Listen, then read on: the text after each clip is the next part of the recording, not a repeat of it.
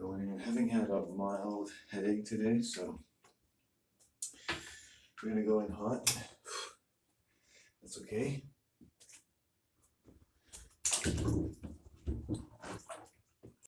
Oh, yeah. I taught myself how to do that.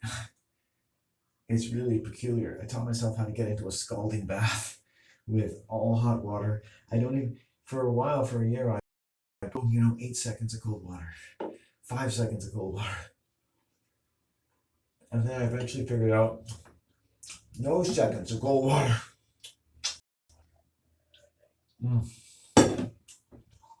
I've controlled for almost every contingency that my ability to make the bath as uncomfortably fucking hot as possible. Oh, fuck. So I don't have to get in all the way. I can just, for instance, put my legs in.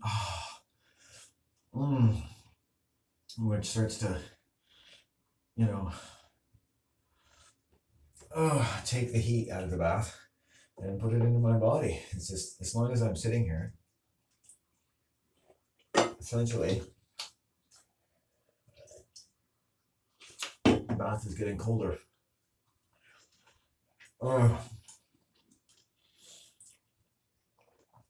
Oh man, my mom eventually showed up. So,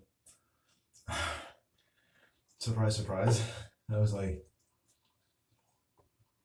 I kind of met her halfway because I really appreciate everything she does for me. I'm just happy she's at home, healthy. I don't want her to worry,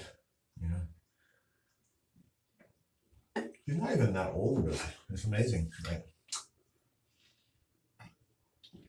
I think I keep her young.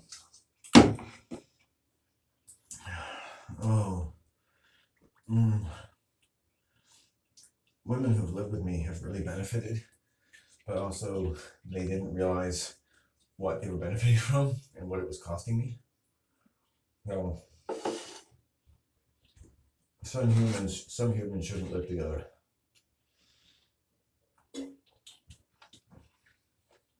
Most 30 plus, 40 plus men don't have roommates, so perhaps it's undiscovered country. But I find that women, all in all, are the more sexually aggressive of the genders, at least of men and women who want to have sex, and at all. And that for a man, I imagine getting an erection and having sex with a woman is, in a sense, far more anxiety producing and far more really not worth it than it may be for a woman. I believe. Ouch. Oh, fuck, that's hot.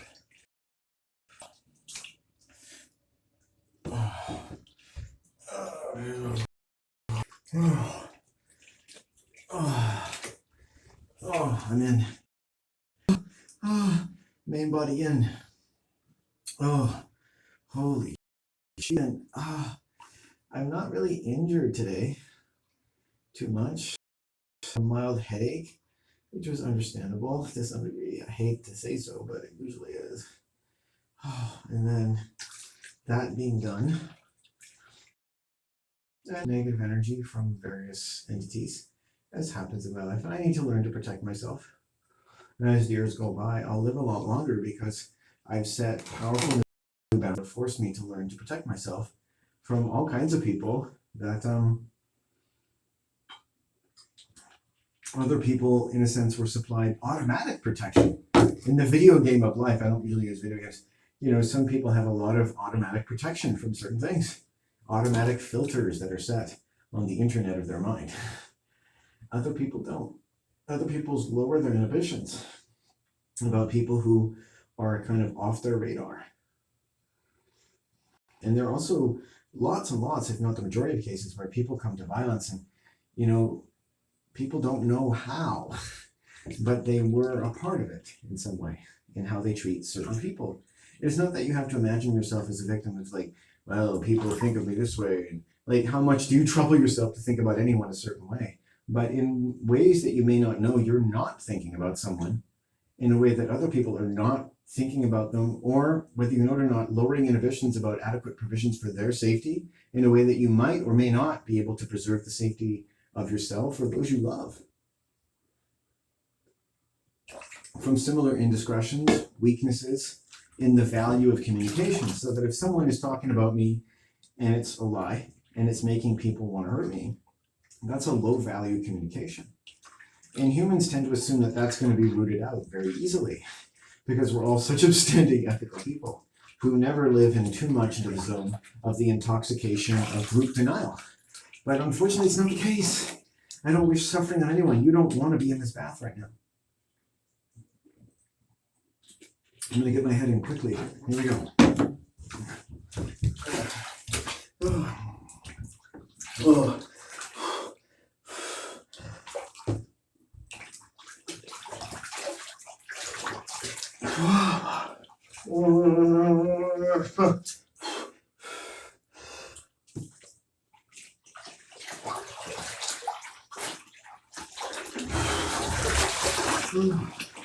Oh man. Oh, Lord. So,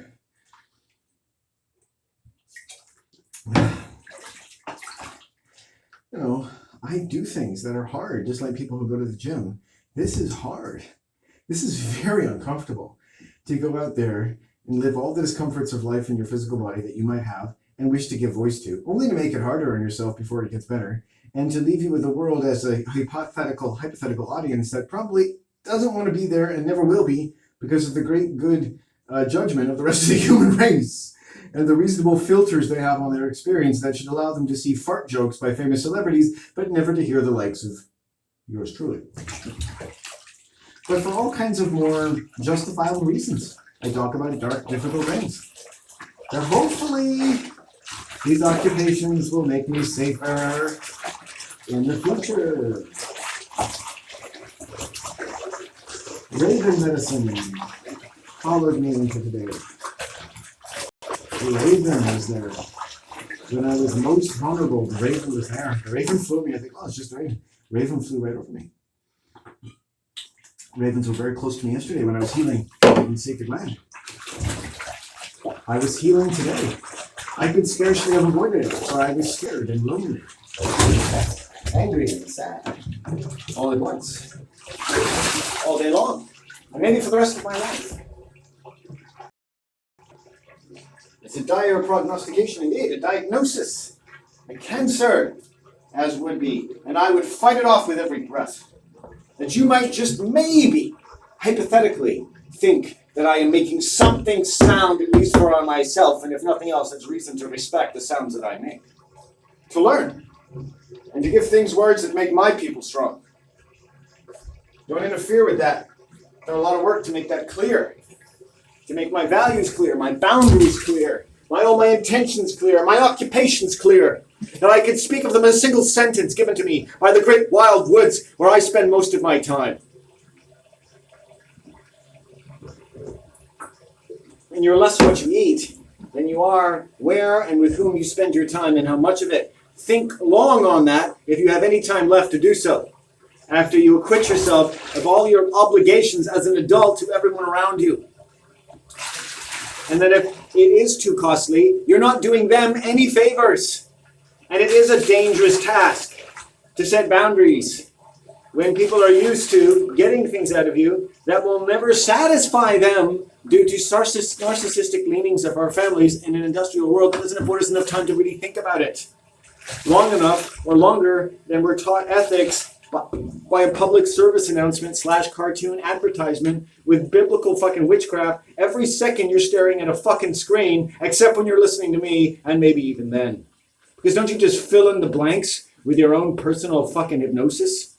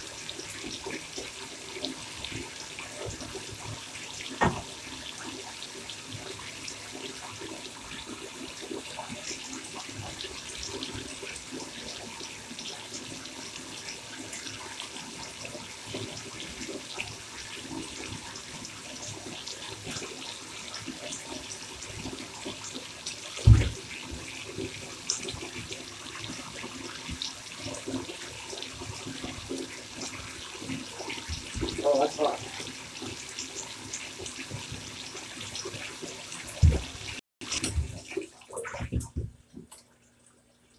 It's hot, baby. Don't you know it's hot, baby? I say it. I say it. It's hot. Don't you hear the Lord when he speaks?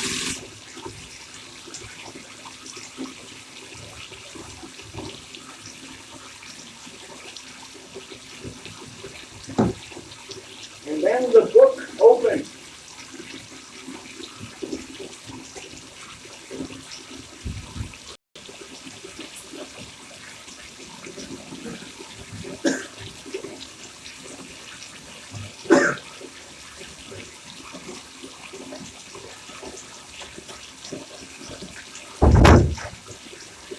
Sacred book open.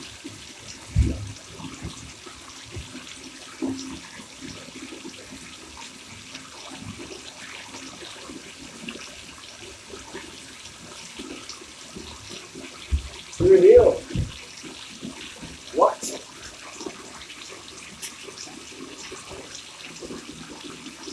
To reveal what?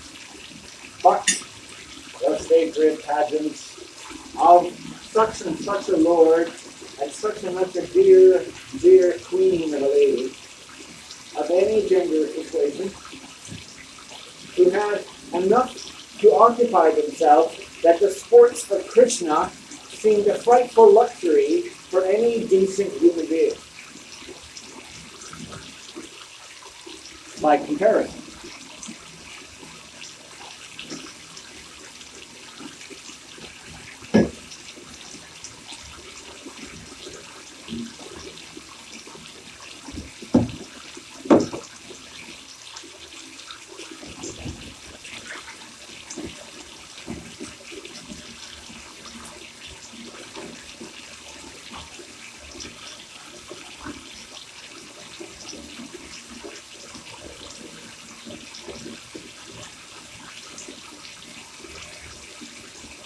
I like this way you have her talking. I like this way you have her talking around.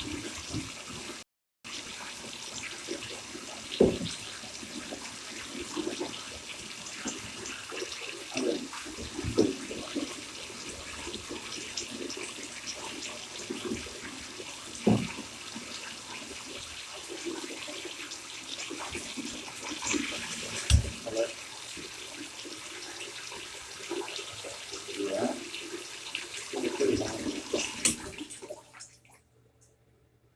Okay, that'll have to do. Okay. I gotta make the bath as hot as possible, regardless if it makes sense as to how much water is there. But that's good. You can hear the fan on. My mom's coming home. One more dunk. I'm hoping we'll go well. What if this lord and lady of such and such, a gender orientation of any kind you like? I've never really been disposed to pick such things. I tend to neglect that. It probably wasn't a fair assumption to say that my gender was set because I had a penis. It certainly wasn't certain that I was going to be protected from other genders because I had a penis, that they were capable of inducing into such a state as might be deemed sufficiently aroused to accommodate their need to be plowed by me. Okay, like a high field in a rainy spring or summer day.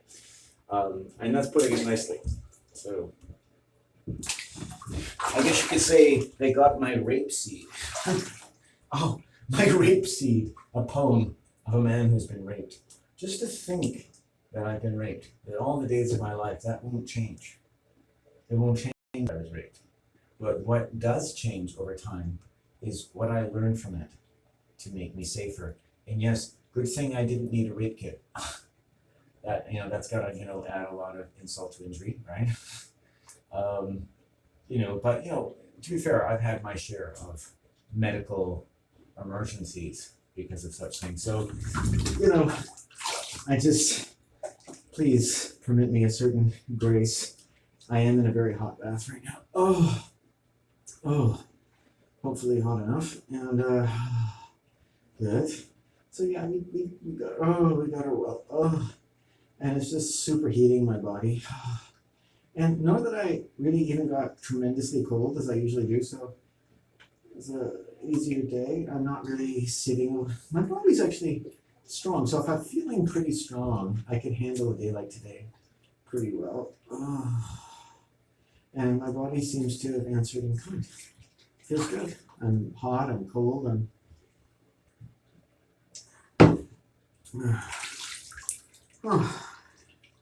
you want to get out of here.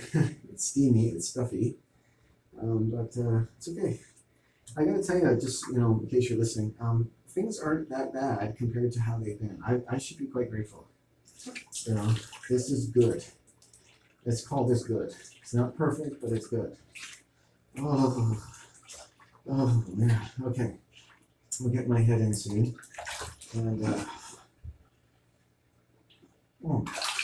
no, I did not consent, and no, it's not something that I found anything more than shocking over time. That's a robbery, if you want to call it a robbery. If people can take things that other people don't want to give, and you're prepared to see that as abstract or critical to my mortality as you may be disposed to do so at the current moment, knowing everything, no.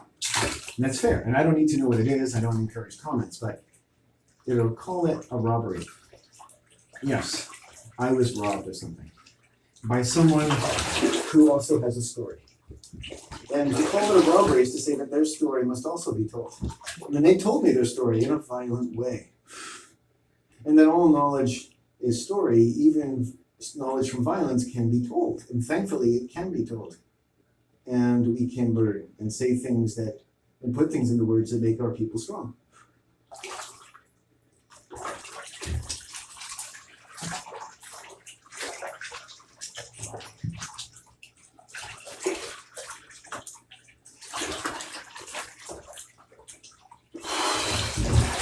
And let's just say thank you to, if we will, all the well-meaning and most competent, as it should be for all of us, male and female, endeavors of feminism, because you got to share away some things, obviously, as anyone does, doing, the watershed in human bioethics, feminism, okay, thank you, and has helped us to understand the necessity for all the things I'm talking about. Okay. So thank you. Good. I like to join my voice, not because I'm a feminist, but because I've learned to speak about things that I find violent, that trespass on a lot of sacred ground and sacred stories, and I'm happy to learn to accommodate those sacred stories, even if at times I've been quite angry about the necessity and had my videos eliminated from YouTube. I'm not that angry about it, but it does declare a certain set of boundaries. Maybe they should prepare people. If you're male and you're angry and you've been sexually abused, I expect to get a few deletions from YouTube. But decent feminists everywhere say you have a right to be angry, as long as you curb it within certain means, and just say, "Hey, look, I'm really angry right now. Hey." I've never wished violence to women. It's amazing that way, and certainly not to my mother. And on top of which, I'm very sensible about how much I do and do not care, indeed, about any given woman, given my state of mind, just like anyone else.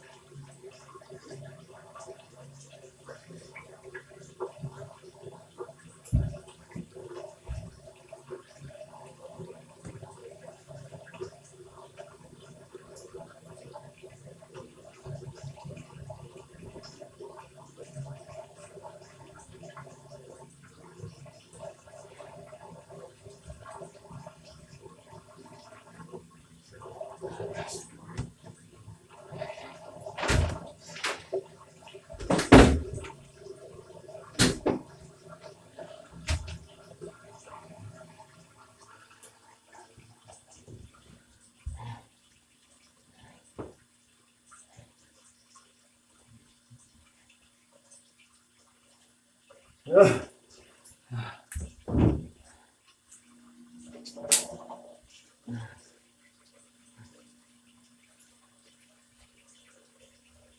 A man that takes such an exception to any implied violence to a woman that he's opened himself up to violence from women. What do you know? And that tells a story. It tells us a story, and all knowledge is a story that can be told. Or it should be, and should want to be, that my story should fit into some kind of knowledge in feminism. And it should be a very respectful one that says this man should be treated with all the powers of self-determination and personal dignity as a spirit made flesh, as we should want anyone to be treated to their complete satisfaction, else their entire ideology is just another fart-sucking, fuck-peddling piece of shit like everything else.